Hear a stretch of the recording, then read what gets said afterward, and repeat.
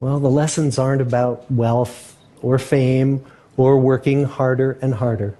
The clearest message that we get from this 75-year study is this: good relationships keep us happier and healthier, period. We've learned 3 big lessons about relationships. The first is that social connections are really good for us and that loneliness kills.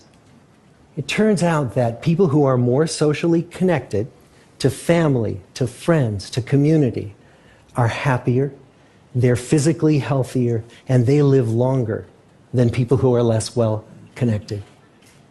And we know that you can be lonely in a crowd and you can be lonely in a marriage.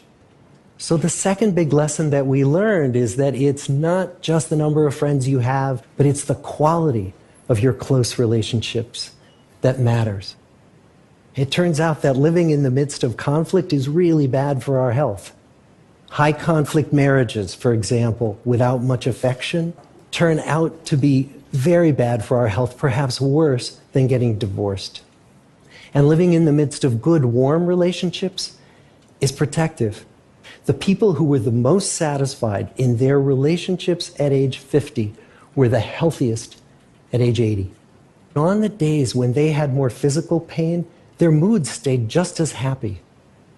But the people who were in unhappy relationships, on the days when they reported more physical pain, it was magnified by more emotional pain.